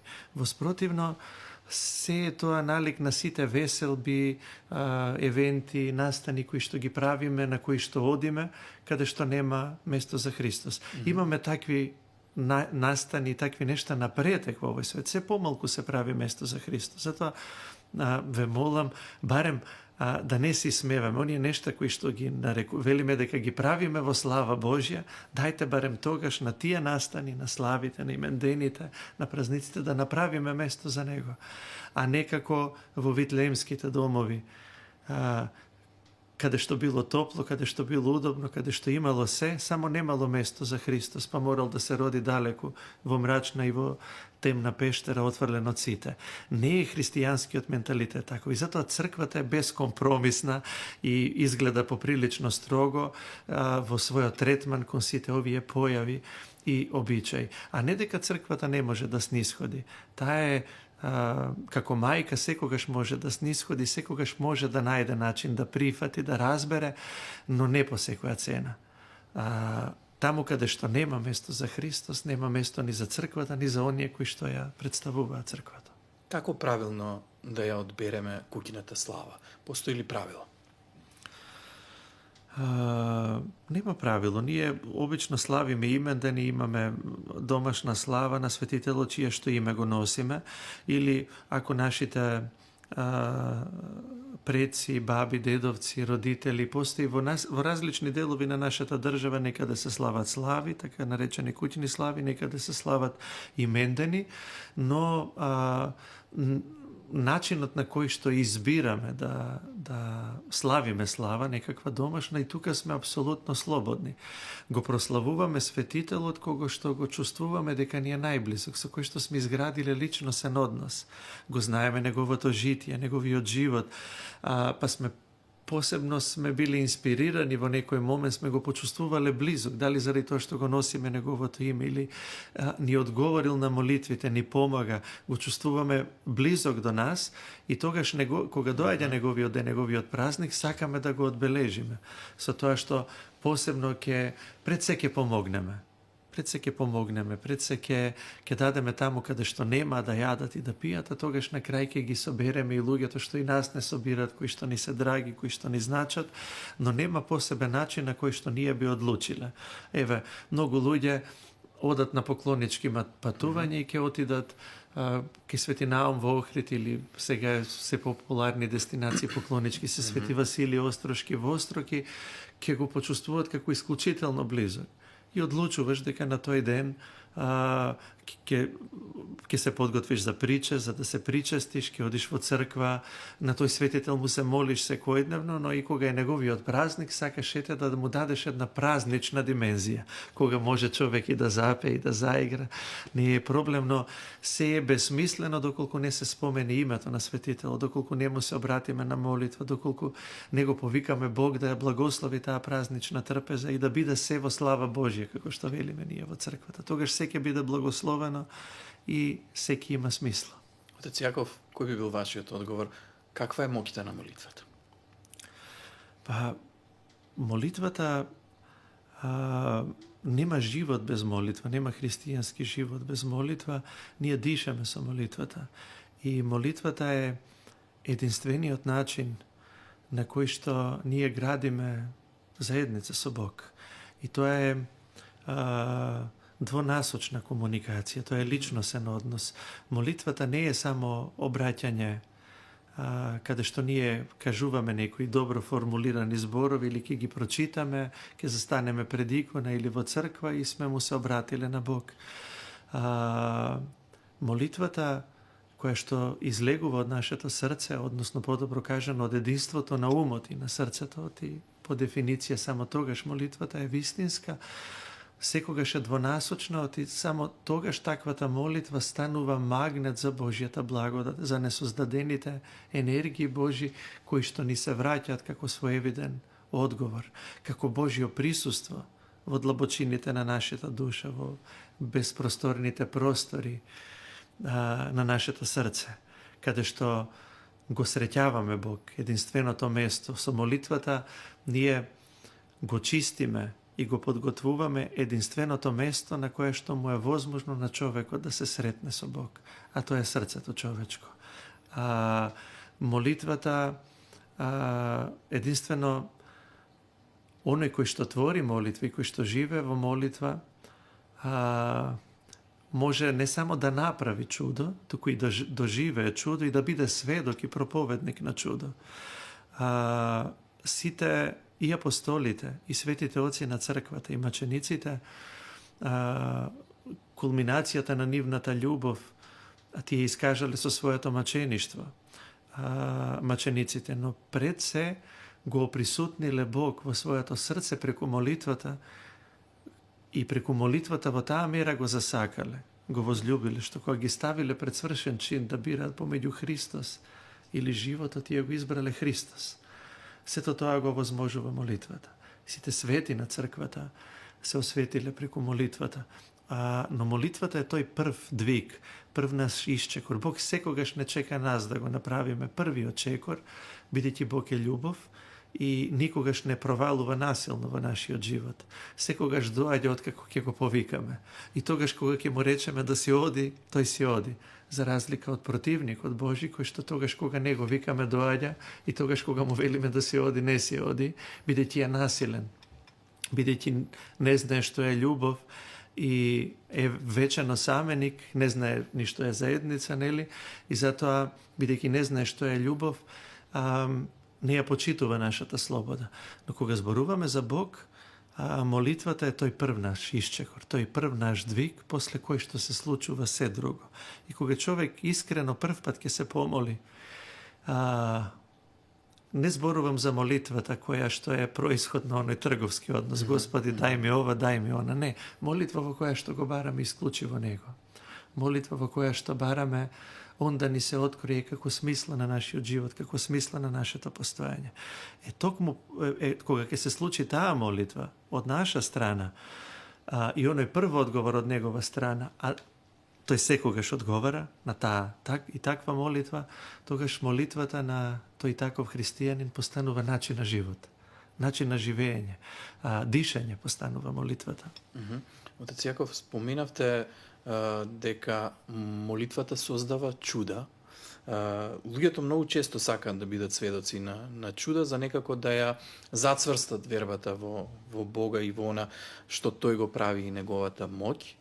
Многу пати сме били и самите ние сведоци на чуда, затоа сме зборувале, сме снимале, сме пренесувале сведоштва такви, но како црквата гледа на црковните чуда? Чудата по дефиниција се настани или појави кои што се случуваат спротивно на природните законитости, така да речеме. Или таму каде што се јавува Бог, велиме, се надминуваат законите на природата.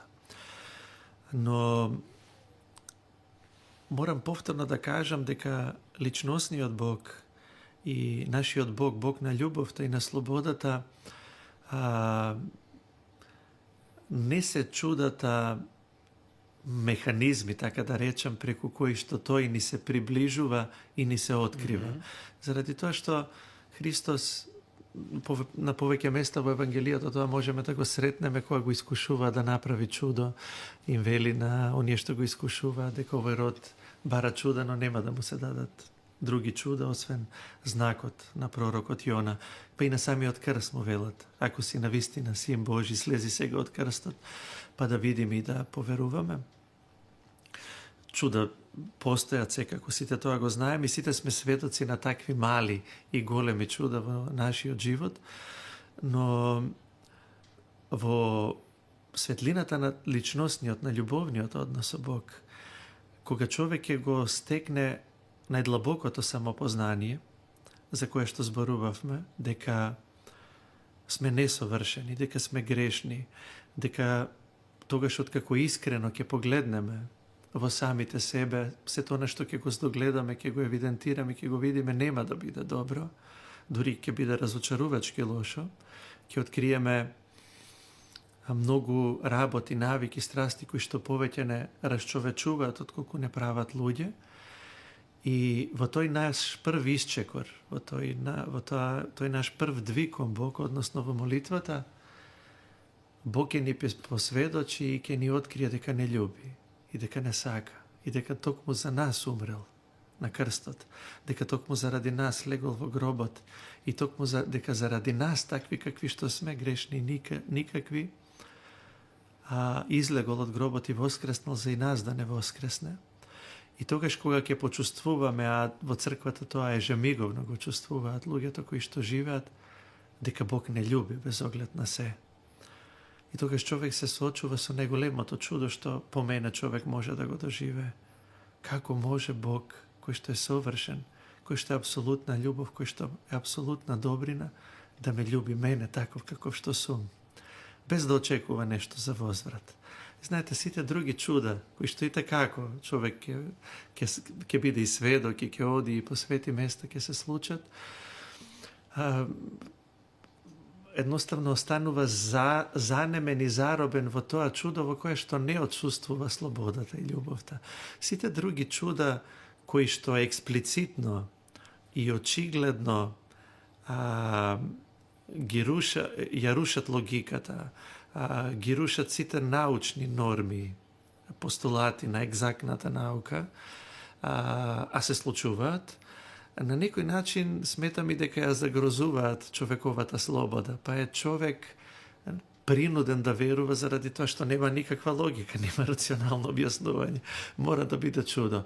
И сметам дека заради тоа Бог е исклучително внимателен и не е љубител на чудата во таа смисла, затоа можеме во Евангелието да го видиме. Наспроти ова личносно чудо, кое што секогаш се случува личносно меѓу нас и Бог, во длабочината на нашата душа, на нашето срце, и секогаш без исклучок не преобразува и не прави подобри луѓе. А сум видел примери вакви очигледни чуда, кои што не ги негирам, се случуваат, многу луѓе да ги ожесточат, да ги закорават и едноставно сведоци се на чудо, но и после тоа чудо не се случува промена во нивниот живот. Тие остануваат најчесто исти, а некогаш се случува и полоши. Знаете, овие чуда можат да немаат ефект, кои што се очигледни, кои што, како да кажем, може да посведочат и други луѓе, наспроти ова личносно чудо кое што се случува во тој личносен, љубовен однос кој што се гради помеѓу човекот и Бог во црквата, во светотинскиот, во подвижничкиот живот на црквата. Повторно ќе се вратам на тој робовски однос. Многу често местата се врзуваат со чудата. Не знам, треба да одите на молитва во овој манастир ако сакате да имате деца. Треба да одите на молитва во тој манастир ако сакате да се излекувате од рак. Ако имате друга болест, ќе одите во трет манастир. Има ли такво нешто? Постои тоа како појава. Јас категорично завземам критички став во однос на тие појави, на тие препораки. Знаете, мора да се оди во тој манастир, посебно ако се наметнува едно свето место или еден манастир како лиценциран за бездетни родители или лиценциран за вакви болести или за онакви, тоа би значило дека Бог го ограничува некое место да делува на некое друго место онака како што сака. Светите места на кои што луѓето одат и барат исцеление се најчесто поврзани со гробови или со кивоти, со свети мошти на свети луѓе, кои што се осветиле, кои што во таа мера се осветиле додека биле живи, живееле онака како што опишавме претходно, станале магнет, непрестен магнет за Божјата благодат која што се спуштала секојдневно во нивното срце, во нивното битие и ги осветила во таа мера што нивните тела, па и после смртта нивните коски станале извори, благи извори на таа иста благодат која што се уште е присутна и на тоа место кое што го осветиле со нивните животи. И ние луѓето кога ќе отидеме на тие свети места не сме имуни, го чувствуваме тоа, како да си влегол во нуклеарна централа, чувствуваш. Но она што јас го критикувам и сакам да го искритикуваме овде се рецептурите. Ваму ќе одите, таму ќе одите, тоа ќе направите и така натаму. Оставете ги луѓето слободни. Секако дека можеме да дојдеме до исцеление и до помош на светите места, во манастирите, на местата каде што луѓе живеат свет живот, се подвизуваат, се трудат и самите да бидат подобри луѓе и се молат и за другите, но правење на такви концепти, на такви рецепти за исцеление, за лекување, се туѓи на менталитетот на црквата, на искуството на црквата, заради тоа што не постои посвето место во црквата од местото на кое што се собира епископот со народот свој да служи света литургија. Тоа место на кое што се служи света литургија, тоа е во било кое наше село, во било која црква каде што во недела имаме литургија. Тоа место во тој миг е посвето од сите други свети места, кај што има мошти, светители, чудотворни икони, одговорно го тврдам тоа. Тоа место е посвето од сите нив собрани заедно. А тоа ни е возможно и достапно на сите нас. Не треба ниту да плаќате, ниту да штедите, ниту да одите, ниту некој да ви препорачува. Само треба искрено да дојдете и да заплачете пред Бог и да речете: Господи, јас, нели, како разбойникот, како Јудас греши, ви те предадов.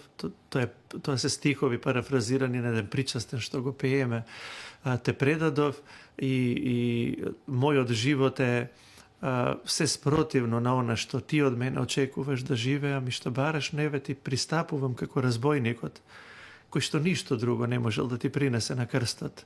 Чисто живот бил промашување, апсолутно, но кој што те сретнал на крстот и ништо друго не можел да ти принесе, ти му биле приковани рацете, нозете, освен покаяние.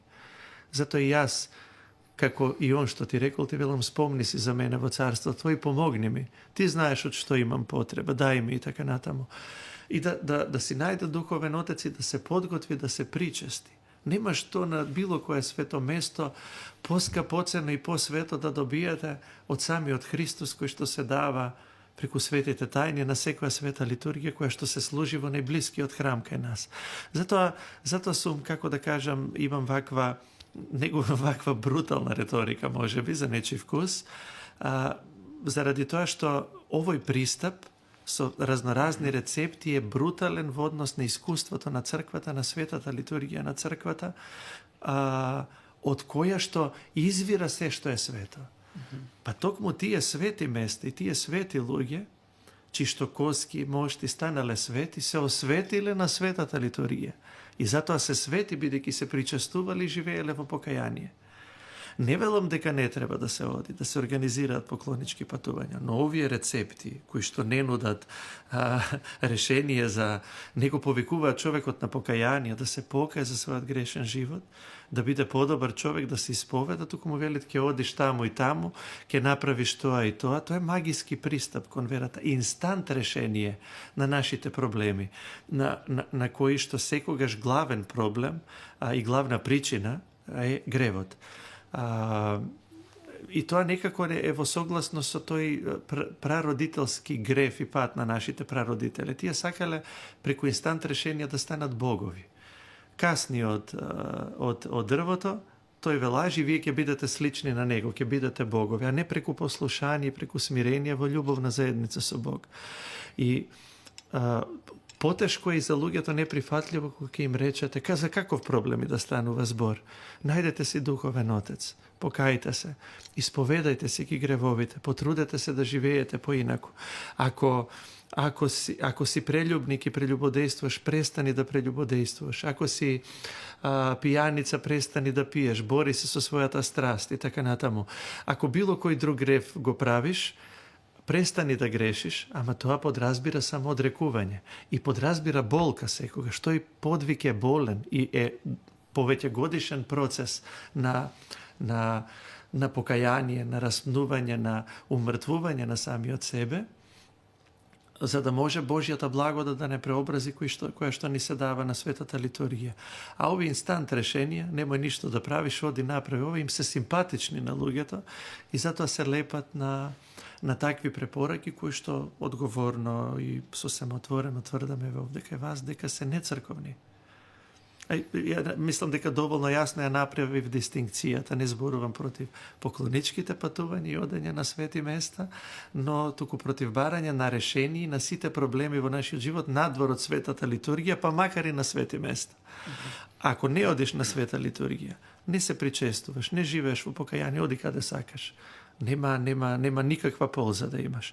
А оној кој што оди на света литургија и живее литургиски живот, се причестува редовно, тој и кога ќе отиде на некое свето место, тој, имајќи го искуството, ќе почувствува неверојатна благодат и заедница со тој светител на кој што му се поклонува. Нема да биде изгубен и на тоа свето место, туку ќе дојде свој на својата, бидејќи сето тоа извира и повторно се влева во светата литургија на црквата. Мислам дека бев доволно јасен. Верувам дека најчесто тие брутално искрени, директни совети и одговори се од најголема корист и помош за сите нас. Досега зборувавме за односот на верникот кон црквата. Мислам дека би требало да го заокружиме овој разговор со односот и одговорноста на црквата кон верниците. Ни се случија изминатите години многу големи трагедии, несреќи, последната загубата на 62 животи во пожарот во дискотеката Пулс во Кочани, и сите ние во тој настан видовме колку голема може да биде моќта на едно свештено лице. Овде зборувам за свештеникот Димитар од црквата во Кочани, кој што успеа да ја спречи таа разгневена толпа на луѓе, на граѓани, на верници во Кочани и да ги одврати од едно лошо дело. Од ваш аспект, каква е одговорноста на црквата во едни вакви ситуации и случувања? Црквата има огромна одговорност за овој свет. Еве да не звучи идеалистички или идеолошки, црквата е единствената надеж на овој свет, единствената светла точка на овој свет, заради тоа што овој свет стреми кон амбис, стреми кон смрт.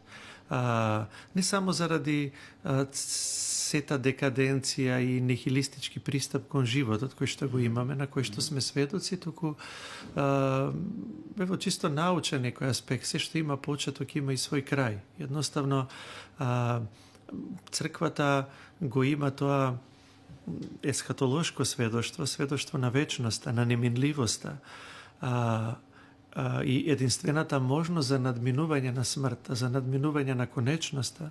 Во таа смисла велам дека е единствената шанса и последната, нема да има друга за овој свет, за надминување на трулежот и на смртта. Па отаму и на се друго. Црквата ќе се изгуби во овој свет и би почнала да се однесува неодговорно, еве прашањето беше ваша со одговорноста, во не ми кога би се поистоветила со овој свет и кога би прифатила да постои согласно принципите на кои што постои, се движи и живе овој свет. Црквата својот корен го има во вечноста и таа транзитира, минува низ овој свет како кораб низ разбранувано море, во кој што на секој му е подадена рака да се качи на тој безбеден кораб, чија што крајна дестинација, крајна цел е есхатонот, е Царството небесно, е прегратката на Бога и на Отецот, на оној кој што е почеток и кој што е крај на се, на оној од кого што сме и за кого што сме создадени. И особено во драматични и кризни мигови, ние сме христијани, тука зборувам и генерално за онаа бројка која што е доминантна за номиналните христијани, сепак тоа беше еден од примерите каде што се покажа дека црквата ужива и има таков авторитет и таков углед со кој што ретко кој може да се пофали. И ние длабоко во себе чувствуваме колку и да сме залутале, да сме заминале од црквата, со тоа што сме крстени, миропомазани со печатот на дарот на Светиот Дух. Тој залог, тој мирис на црквата, мирис на вечноста длабоко во душите го чувствуваме, дури и тогаш кога живееме крајно антицрковно. Мислам дека во таа толпа разбесната го познавам отец Димитар лично и ми е многу драг пријател и тој е еден од како да кажем, од црквата има среќа што го има во овие мигови. Имаме многу добри свештеници покрај отец Димитар кои што се подготвени да го направат токму истото, но оној фидбек кој што се случи кај народот, тоа е она за што сакате да зборуваме. Предпоставувам тоа е заради тоа што ние во нашите души длабоко во себе сме поврзани за црквата и ја чувствуваме како своја мајка. Иека како непослушни палави деца честопати можеме и да се караме и да ја критикуваме и да негодуваме и тоа го правиме некогаш можне невкусно, но во такви кризни мигови, а тоа беше таков миг како нас по мене најголемата трагедија која што ни се има случено во поново време и која што не обедини како ретко што друго. И црквата е одговорна. Не зборувам само за таа толпа, за тие луѓе. Јас еве лично кај мене имам разговарано лично и сум во контакт со голем дел од семејствата на семејствата на постраданите во Кочани. Мислам дека во ваква голема трагедија и загуба нема кој друг да го утеши, да го охрабри човек, освен црквата. Оти никој друг и ништо друго нема што да му понуди. Што може да му понуди овој свет на родител кој што си го спуштил детето во гроб? Ако не, а и црквата не прави ништо особено, под наводници, и нема што да му даде на човекот, освен Христос. Ама во вакви мигови само тоа е доволно. Само Христос им е потребен да знаат дека децата им се живи и дека црквата им го дава, не им дава некаков си Бог кој што мрзоволно седи и владе на небесата, туку Бог кој што стана човек, Бог кој што умре, кој што беше погребен, кој што слезе во гробот и кој што воскресна за нас и кој што ни вети дека ќе ги остави гробовите празни и дека никој нема да остане во гробот. И ние тоа со тоа исчекување слегуваме во нашите гробови кои што гледаат кон исток, во исчекување на исполнување на тоа ветување негово како молња што излегува од исток и се гледа дури до запад, така ќе биде во денот на Синот човечки, мртвите ќе го слушнат гласот негов и ќе оживеат. И во таа смисла црквата е одговорна и секогаш е тука црквата. И верувајте ми, во тие мигови кога страдаме, сите некако го наоѓаме патот до црквата. Без оглед дали ќе останеме, дали тоа ќе биде на оној трговски начин, ќе земеме што ни треба. Црквата секогаш дава, без оглед дали ќе дадеме ние нешто за возврат, односно ќе останеме во неја да негуваме синовски однос и да живееме, да постоиме за неја, да живееме, да постоиме за Бог, а црквата да не негува, да не преобразува за вечноста како мајка. Дали ќе го дозволиме тоа или не, или повторно ќе заминеме, па ќе се враќаме и така натаму, но во таа смисла да, црквата е одговорна и тоа е само еден навиду мал, но исклучително блескав пример кој што сите го видоа со тоа што отец Димитар не само што ги познаваше тие луѓе, знаете, ретко кој би се осмелил да застане и да влезе во разбесната толпа со толку многу загинати луѓе и така натаму, но од една страна отец Димитар покажа какви луѓе, какви се пастирите на црквата, какви пастири има црквата кои што се подготвени, докаде се подготвени да одат за своите луѓе, за својата паства, а од друга страна луѓето, толпата, видовме една дека не може во таа мера да се создаде гнев и било што не му е својствено на човекот, а да црквата не може да посредува, да го стиши, да го смири и така натаму. Така да еве со тоа и ќе завршам со она што почнав. Црквата е последната надеж и последниот зрак светлина во овие мрачни времења во кои што живееме. Многу убава порака некако за крај на овој разговор. Со вас би можел да зборувам уште часови, но ќе го направиме тоа во следна прилика.